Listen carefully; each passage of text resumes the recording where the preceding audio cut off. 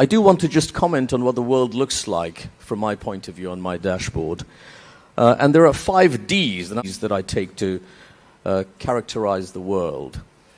The first is deglobalization. I know we heard the previous speaker. There are nuances, but for all intents and purposes, from my point of view, the type of globalization that we had seen in the 2 decades since the fall of the Berlin Wall, the kind of globalization that was linear, convergent, fairly straightforward, that helped create the growth of the East Asian tigers, is no longer available to us. That is over.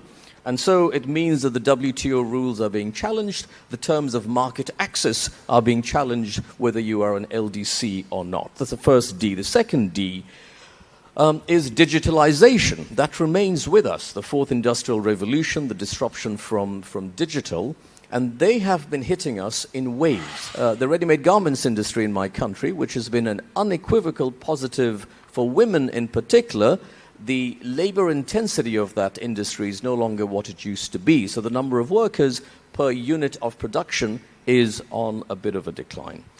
The third D is, let's call it debt and discount rate.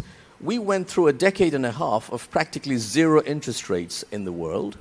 And then the US Fed raised interest rates from practically 0 to 5.5% in about 18 months' time, which means that the interest payments of most countries at a government level is so high now that there isn't much fiscal space. So when you talk about social security and basically social welfare, there isn't a lot of money in public. Okay, that's decarbonization.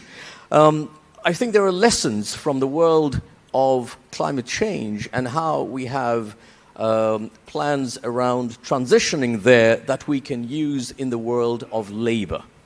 And we don't do that enough. I think reporting standards, accounting standards, data, definitions, how do we borrow from the taxonomy that we have in the climate change world as they migrate from brown to green industries? We don't do that in a systematic, standardized way as we migrate from non-compliant to more convention-compliant labor practices. And that brings me to my last D, which is very close to my heart coming from Bangladesh, which is demographics.